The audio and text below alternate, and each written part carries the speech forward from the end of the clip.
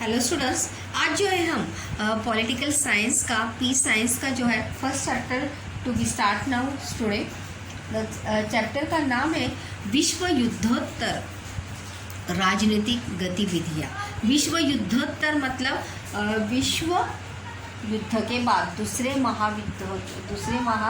विश्व युद्ध के बाद कौन कौन सी राजनीतिक गतिविधियाँ हुई। गतिविधियाँ का अर्थ है घटनाएं। कौन कौन सी राजनीतिक घटनाएं हुई, इसी के बारे में जो है हम इस चैप्टर में आज चर्चा करने वाले हैं। देखने वाले हैं कि विश्व युद्ध के पश्चात पूरे विश्व में जो है कौन सी राजनीतिक नई घटनाएं जो है हमें देखने को मिली है।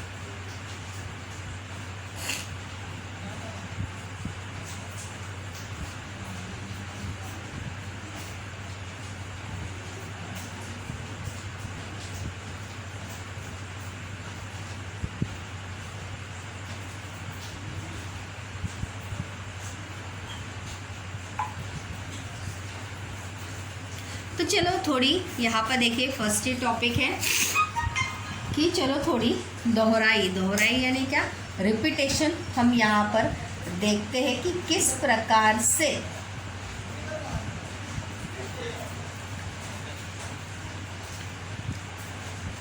पिछली कक्षाओं मतलब अपने 8-7 स्टैंडर्ड में पिछली कक्षाओं में नागरिक शास्त्र, पहले आपकी किताब का नाम क्या था, नागरिक शास्त्र, सिविक जिसे हम कहते थे। तो नागरिक शास्त्र की पाठ्य पुस्तकों में हमने स्थानीय शासन संस्था यानी जैसे ग्राम पंचायत वगैरह है, भारत का संविधान और अपने देश की शासन प्रणाली अथवा सरकार की संरचना का अध्ययन जो है वो हमने किया है। मतलब भारत का संविधान किस प्रकार से है, संविधान हमें कौन से अधिकार और कौन से कर्तव्य हमें सिखाता है, बताता है, देश की शासन प्रणाली हमारी किस प्रकार से चलती है, ये सभी के बारे में जो है हमने बच्चों पिछली कक्षाओं में पढ़ा है। इस कक्षा में अब हम भारत के विश्व से होने वाले संबंध जो है यहाँ पर देखने वाले हैं कि भारत का विश्व के अन्य देशों के साथ किस प्रकार से संबंध है। भूगोल के अध्ययन से आपको विश्व की भौगोलिक संरचना समझी होगी कि किस प्रकार भारत के नज़दीक या करीबी देश जो है कौन कौन से है, कौन कौन सी समानताएं हमें देखने को मिलती है। इतिहास के अध्ययन से ऐतिहासिक कालखंड की वैश्विक गतिविधियां समझ में आई होंगी। भूगोल में, ज्योग्राफी में तो भौगोलिक संरचना हम देखते हैं, और इतिहास के अध्ययन से ऐतिहासिक कालखंड की मतलब उस समय की वैश्विक गतिविधियां यानी क्या, विश्व में कौन कौन सी घटनाएं जो है वो हो रही थी,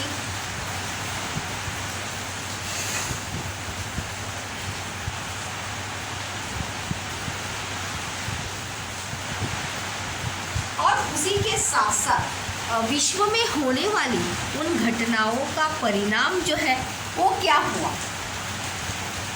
ये भी हमने देखा था। अब हम राजनीति शास्त्र के अध्ययन से भारत और विश्व के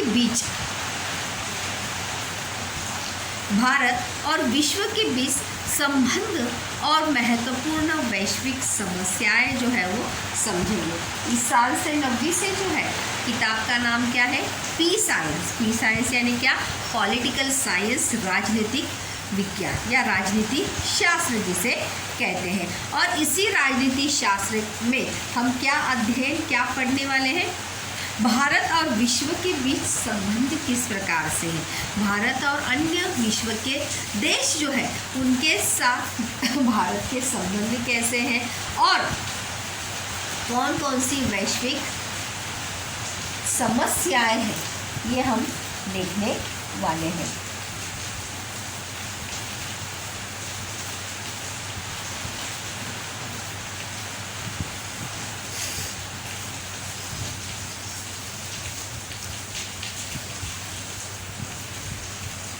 हम सभी अलग अलग कारणों से अगर हम देखेंगे तो हम सभी अलग अलग कारणों से सुविधाओं के लिए समाज के व्यक्तियों, संस्थाओं तथा संगठनों पर निर्भर होते हैं, क्योंकि हम कभी भी एक व्यक्ति जो है अकेले कभी भी सर्वाइव या जी सकता नहीं। उसके लिए उसे समाज की आवश्यकता होती है और अलग अलग घटकों की जो है उसे आवश्यकता होती है अपने जीवन को जीने के लिए। मतलब अनेक व्यक्तियों और संस्थाओं तथा मतलब एक व्यक्ति जो है दूसरे व्यक्ति पर निर्भर होता है। जब हम दुकान में जाते हैं, दुकानदार से सामान लेकर आते हैं, भले ही हम पैसे देते हैं उसे, लेकिन हम सामान खरीदने के लिए भले ही उसे पैसे देते हैं, लेकिन सामान के लिए हम किसके ऊपर निर्भर होते हैं? उस व्यक्ति के ऊपर हम निर्भर होते हैं। तो ये बात जो है हमें समझनी चाहिए कि हमारा सामाजिक जीवन जो है वो एक दूसरे के ऊपर क्या होता है? निर्भर होता है। हर व्यक्ति दूसरे के ऊपर अवलंबित होता है। हमारा सामाजिक जीवन एक दूसरे पर अवलंबित होता है। एक दूसरे पर हम क्या होते हैं? अलग अलग कारणों के लिए, अलग अलग बातों के लिए एक दूसरे पर निर्भर होते हैं। इसमें एक दूसरे का परस्पर सहयोग बहुत ही महत्वपूर्ण होता है। और जब हम एक दूसरे के ऊपर निर्भर होते हैं, एक दूसरे के ऊपर और अवलंबित होते हैं, तो वहाँ पर एक दूसरे के साथ सहयोग यानी क्या? मदद की भावना जो है दोनों के अंदर होनी चाहिए, क्योंकि हम दोनों भी एक दूसरे के ऊपर क्या होते हैं? निर्भर होते हैं। हमें कभी भी उसकी क्या पड़ सकती है? आवश्यकता या ज़रूरत हमें पड़ सकती है। ऐसा कभी भी नहीं होता कि एक व्यक्ति को दूसरे व्यक्ति की आवश्यकता या मदद की कभी भी ज़रूरत ही नहीं पड़ेगी। तो इसके लिए वहाँ पर किसकी भावना होनी चाहिए? सहयोग, मदद करने की भावना जो है, हेल्पिंग नेचर जो है वो व्यक्ति को होना चाहिए। यह हमने देखा है कि यह जैसा व्यक्ति और समाज के बारे में है, उसी तरह विविध राष्ट्रों के बारे में भी है। यही बात या यही नियम जो है किसके बारे में है? जिस प्रकार से व्यक्ति और समाज के बारे में है, वही नियम जो है एक देश और दूसरे देश के बारे में भी वही नियम लागू होता है, या कि एक देश दूसरे देशों के ऊपर निर्भर होता है अलग अलग बातों के लिए। जैसा व्यक्ति और समाज के बारे में है, उसी तरह विविध राष्ट्रों के बारे में भी है। एक राष्ट्र दूसरे राष्ट्र पर अलग वस्तु, जैसे हम बहुत सारी चीज़ों की आयात और निर्यात जो है अलग अलग देशों से करते हैं। मतलब हम दूसरे देश से ये वस्तुएं मंगाते हैं तो वो देश हमारे देश से दूसरी वस्तुएं लेकर जाता है। तो इस प्रकार से वस्तुओं का और हर चीज़ का क्या होता है? आदान प्रदान होता है। टेक्नोलॉजी का, हर चीज़ का, वस्तुओं के साथ साथ टेक्नोलॉजी का भी क्या होता है? आदान प्रदान होता है। भारत की तरह विश्व में अनेक स्वतंत्र देश हैं, उनमें निरंतर कुछ न कुछ आदान प्रदान चलता रहता है। जिस प्रकार भारत एक लोकतांत्रिक देश है, उसी प्रकार से ऐसे विश्व में अनेक स्वतंत्र देश है, लोकतांत्रिक प्रणाली जिन्होंने अपनाई है, उनमें से निरंतर कुछ न कुछ आदान प्रदान जो है वो चलता रहता है। जैसे अभी मैंने आपको एक एग्जाम्पल बताया कि हम सभी देश जो है, विश्व के सभी देश जो है अलग अलग चीज़ों के लिए वस्तुओं का आयात निर्यात करते हैं और अलग अलग बातों के लिए एक दूसरे पर क्या होते हैं? निर्भर होते। आदान प्रदान यानी क्या? लेन देन, लेना और देना। उनमें निरंतर कुछ ना कुछ आदान प्रदान चलता है, व्यवहार होते रहते हैं। फिर चाहे वो आर्थिक होता है, आर्थिक भी होता है, सांस्कृतिक भी होता है, तांत्रिक भी होता है, जो तकनीकी से जुड़ा होता है। ये सभी स्वतंत्र देश एक दूसरे से अनुबंध भी करते, अनुबंध यानी क्या, एक दूसरे के साथ हाथ मिलाना। इन सभी स्वतंत्र तथा प्रभुत्व संपन्न देशों की मिलकर एक व्यवस्था तैयार होती है, और एक सभी देश मिलकर एक क्या, स्वतंत्र तथा प्रभुत्व संपन्न मतलब क्या, जो प्रगतिशील देश है, हर चीज़ में क्या है, संपन्नता है, ऐसे सभी देश मिलकर एक क्या करते हैं, व्यवस्था तैयार करते हैं, जिससे सभी देश मिलकर अलग अलग बातों का, अलग अलग वस्तुओं का क्या कर सके, आदान प्रदान कर सके। हम इसे अंतर्राष्ट्रीय व्यवस्था भी कहते हैं। इसे क्या कहा जाता है, अंतर्राष्ट्रीय व्यवस्था, जो बहुत सारे देश मिलकर करते हैं। इस अंतर्राष्ट्रीय व्यवस्था की विशेषताएं हम समझेंगे, और यही अंतर्राष्ट्रीय व्यवस्था की क्या विशेषताएं हैं, इसी की जानकारी जो है हम इस चैप्टर में देखने वाले हैं। अगर हम आज की ही, अगर वर्तमान ही परिस्थिति की बात करेंगे, तो वर्तमान परिस्थिति में हमारा देश और हमारे देश के साथ साथ पूरा विश्व जो है कौन सी बीमारी से ग्रस्त है, संक्रामक बीमारी से, कोरोना इस संक्रमण बीमारी से ग्रस्त है। तो अलग अलग बातों के लिए, अलग अलग चीज़ों के लिए है, हर देश जो है एक दूसरे देश पर क्या होता है, निर्भर होता है, वस्तुओं का, दवाइयों का क्या करता है, आदान प्रदान करता है। तो इन्हीं सभी घटनाओं के बारे में जो है हम यहाँ पर जानकारी प्राप्त करेंगे। इसी में हम पहला चैप्टर या पहला टॉपिक जो है बच्चों यहाँ पर हम देखने वाले हैं, वो है परस्परावलंबन। क्या नाम है टॉपिक का, परस्परावलंबन। टिप्पणी के लिए भी है ये टॉपिक।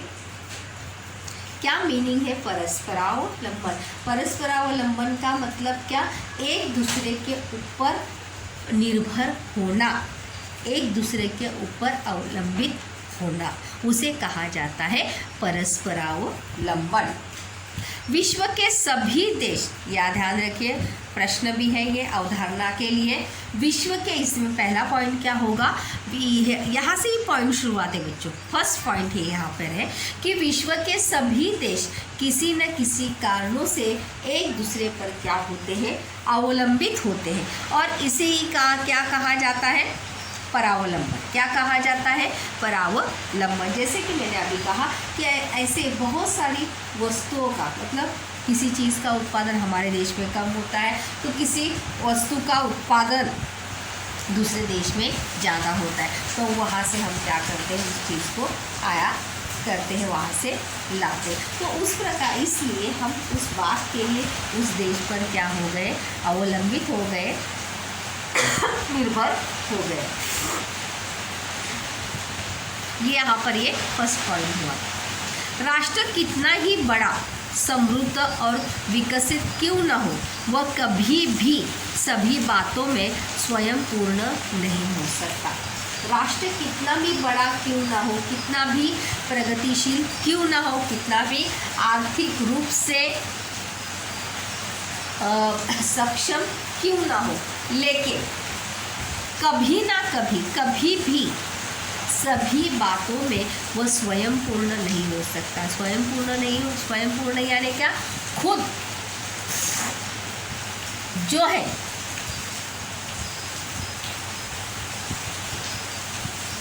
स्वयं पूर्ण नहीं हो सकता, मतलब क्या, वो कभी भी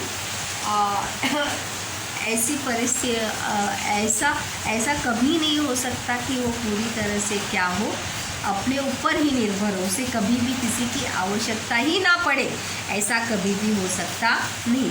उसे कभी ना कभी किसी ना किसी परिस्थिति में जो है वहाँ पर दूसरों की मदद या दूसरों के मदद की क्या हो सकती है, आवश्यकता हो सकती है। ये वहाँ पर दूसरा पॉइंट हो गया।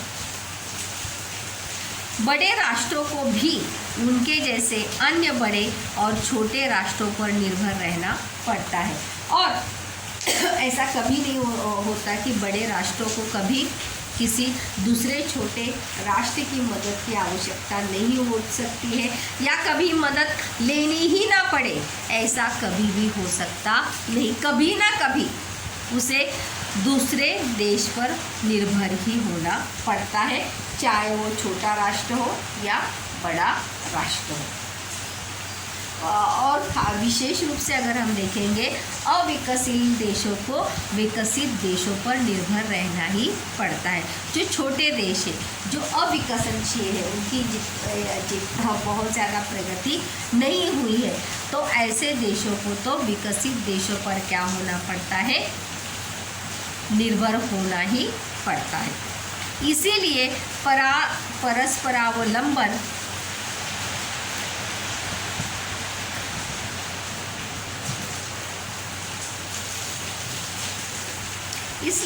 परस्परावलंबन अंतर्राष्ट्रीय व्यवस्था का अर्थात आज की वैश्विक व्यवस्था का एक महत्वपूर्ण वैशिष्ट्य है।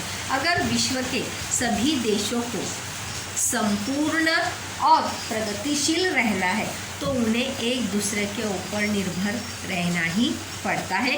एक दूसरे के हाथ मिलाते हुए, एक दूसरे की मदद करते हुए, वहाँ पर अब दूसरों की मदद करते हुए और दूसरों की मदद लेते हुए, उनकी मदद करते हुए, वहाँ पर परस्परावलंबन जो है वो सभी देश निभाते हैं। और परस्परावलंबन अंतर्राष्ट्रीय व्यवस्था की एक महत्वपूर्ण क्या है, विशेषता है, एक वैशिष्ट्य है परस्परावलंबन, क्योंकि हर देश दूसरे देश पर क्या होता है, निर्भर होता है।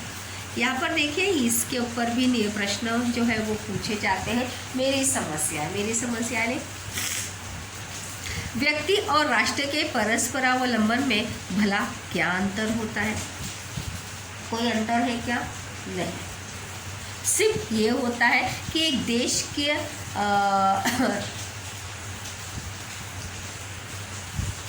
देश की ज़रूरतें जो है, एक राष्ट्र की ज़रूरत जो है वो ज़्यादा होती है और व्यक्ति की क्या होती है, कम होती है। अंतर कोई भी नहीं होता। अंतर होता है कितना, लिमिटेशंस का।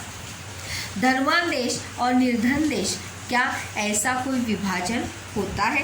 धनवान देश और निर्धन देश, ऐसा कोई विभाजन तो होता नहीं है, लेकिन विकसनशील देश और विकसित राष्ट्र और अविकसित राष्ट्र जो है, ऐसा विभाजन ज़रूर होता है। कुछ देश जो है वो आर्थिक रूप से क्या होते हैं, बलाढ्य होते हैं, संपन्न होते हैं, तो कुछ देश जो है वो आर्थिक रूप से क्या होते हैं, कमकुवत होते हैं, जिनकी जितनी प्रगति होनी चाहिए उतनी प्रगति होती नहीं। जैसे देश का प्रशासन संविधान के अनुसार चलता है, वैसे ही क्या वैश्विक स्तर पर भी कोई संविधान होता है? नहीं। वहाँ पर एक लोकतांत्रिक देश की शासन प्रणाली जो है किसके अनुसार चलती है? संविधान के अनुसार चलती है, लेकिन वहाँ पर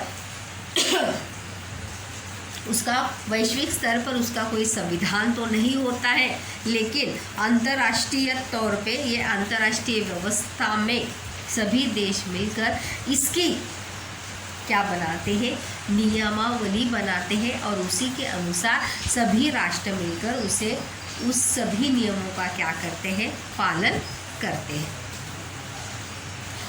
अंतिम पॉइंट है, अंतर्राष्ट्रीय व्यवस्था में सर्वोच्च स्थान किसे प्राप्त होता है? सर्वोच्च स्थान किसे प्राप्त होता है अंतर्राष्ट्रीय व्यवस्था में? जो देश क्या हो, विकसनशील हो, आर्थिक रूप से विकसित हो और साथ ही साथ उस तकनीकी में, टेक्नोलॉजी में उसने क्या की हो, सबसे ज़्यादा प्रगति की हो, बलाढ्य हो, प्रबल हो, ऐसे राष्ट्र, ऐसे देश का स्थान जो है वो क्या होता है, सर्वोच्च ही होता है। जैसे अगर हम अमेरिका की बात यहाँ पर करेंगे या अमेरिका का उदाहरण यहाँ पर हम ले सकते हैं। अगला प्रश्न जो है यहाँ पर इसी के ऊपर निर्भर है। विदेश नीति। क्या प्रश्न है? विदेश नीति। विदेश नीति द्वारा अंतर्राष्ट्रीय संबंध किस प्रकार से होता है? प्रत्येक राष्ट्र को अपने अंतर्गत व्यवहार के लिए तथा अन्य राष्ट्रों से कैसे व्यवहार करें, इस विषय में नीति निर्धारित करता है। विदेश नीति जो है आपने 8वें चैप्टर देखा होगा, उसमें आपने देखा होगा कि विदेश नीति में जो है कौन कौन से नियम होते हैं। विदेश नीति द्वारा अंतर्राष्ट्रीय संबंध जो है वो प्रस्तावित किए जाते हैं। प्रत्येक राष्ट्र अपने अंतर्गत व्यवहार के लिए तथा अन्य राष्ट्रों से कैसे व्यवहार करे, इस विषय को कौन निर्धारित करता है? विदेश नीति जो है वो निर्धारित करता है कि प्रत्येक राष्ट्र का दूसरे राष्ट्र के साथ व्यवहार जो है वो किस प्रकार का हो या किस प्रकार का होना चाहिए। भारत की विदेश नीति का हम अगले अध्ययन में विस्तार से अध्ययन करेंगे। सिर्फ यहाँ पर विदेश नीति जो है ये हमें देखनी है, इसका विस्तार से पॉइंट जो है वो हम अगले चैप्टर में यहाँ पर देखने वाले हैं कि भारत की विदेश नीति किस प्रकार से करके। देखिए यहाँ पर देखिए, एक माह के समाचार पत्र संकलित करके उनमें विदेश से संबंधित समाचार पत्रों का संकलन कीजिए। वहाँ पर अगर आप देखेंगे तो न्यूज़पेपर में ऐसी बहुत सारी घटनाएं जो हैं हमें पढ़ने को मिलती है कि कौन से राष्ट्र ने कौन से देश से मदद ले ली, किस रूप में ले ली, किस बात के लिए ले ली। वहाँ पर मुद्दे कौन से होंगे देखा, विदेश के महत्वपूर्ण पदों के व्यक्तियों द्वारा हमारे देश में दी गई भेंट।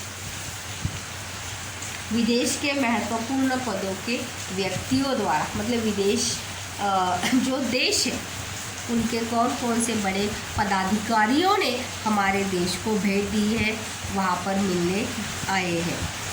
अपने देश और अन्य देशों में हुए अनुबंध का अर्थ होता है करार।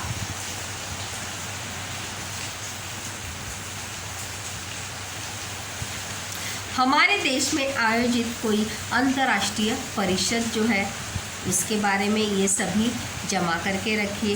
पड़ोसी देशों के संदर्भ में गतिविधियाँ, हमारे देश के जो पड़ोसी देश है उसमें कौन सी राजनीतिक घटनाएं जो है गतिविधियाँ हो रही है, राजनीति के साथ साथ और हर क्षेत्र से जुड़ी कौन सी घटनाएं जो है वहाँ पर हो रही है। पृष्ठभूमि यानी क्या? पार्श्वभूमि, बैकग्राउंड। क्या हुआ था? हम आज जिस विश्व में रह रहे हैं उसमें अनेक घटनाओं गतिविधियों द्वारा आकार पाया है। मतलब बहुत सारी गतिविधियाँ घटनाएं जो है विश्व में घटी हुई है और उससे उभर कर विश्व के सभी देश जो है उभर कर आगे आए हैं। इसलिए हमें वर्तमान विश्व को समझने के लिए थोड़ा इतिहास में जाना पड़ेगा। वर्तमान इतिहास को मतलब आज के वैश्विक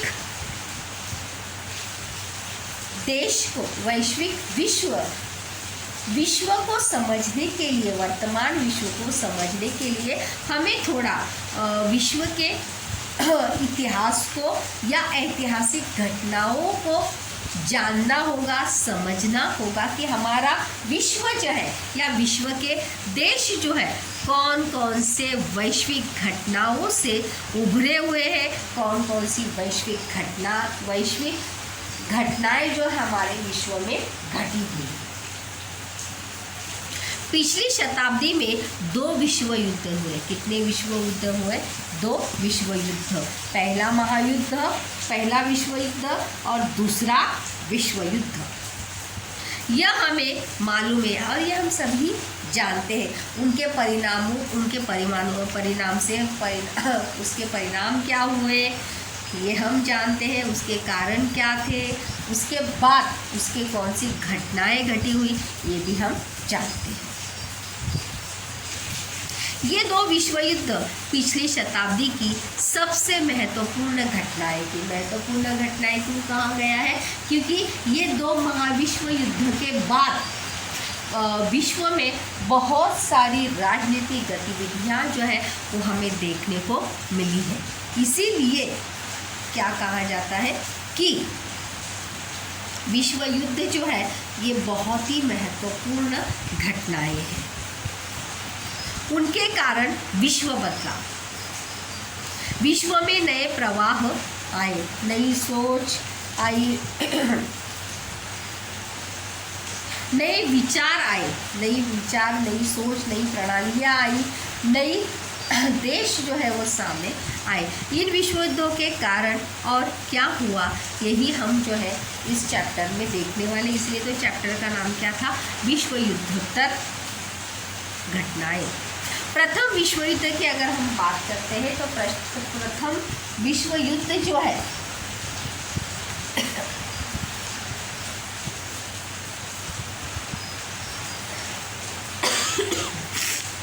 वर्ष 1914 से लेके 1918 के बीच प्रथम विश्व हुआ। मतलब कितने साल, कितने वर्ष तक चला था वो? 4 वर्ष तक। कितने वर्ष तक? 4 वर्ष तक विश्व युद्ध चला था। यूरोप महाद्वीप के महत्वपूर्ण देश भी इसमें क्या थे? शामिल थे। तत्कालीन अंतर्राष्ट्रीय अथवा वैश्विक व्यवस्था में यूरोप को बहुत महत्व का था, प्राप्त था। तत्कालीन अंतर्राष्ट्रीय व्यवस्था यानी क्या? उस समय की जो अंतर्राष्ट्रीय अथवा वैश्विक व्यवस्था थी उसमें यूरोप को क्या था? बहुत ही ज़्यादा महत्वपूर्ण स्थान था या बहुत ज़्यादा महत्व था। प्रथम विश्व युद्ध में बहुत बड़ी मात्रा में जन तथा धन की क्या हुई थी? हानि थी। मतलब मनुष्य हानि और वित्त हानि बहुत ज़्यादा हुई थी। यहाँ पर प्रश्न भी है कि प्रथम विश्व युद्ध के बाद राष्ट्र संघ का निर्माण हुआ। पी साइंस में देखो अभी 8 से हमें प्रश्न भी है कि निम्नलिखित कथन सत्य है अथवा असत्य है, यह कारण सहित स्पष्ट कीजिए। तो क्या है प्रश्न? प्रथम विश्व युद्ध के बाद राष्ट्र संघ का निर्माण हुआ, यह कथन सत्य है क्योंकि देखिए यह कथन सत्य है, इसे लिखने को 1 नंबर है और उसका कारण लिखने को 1 नंबर है।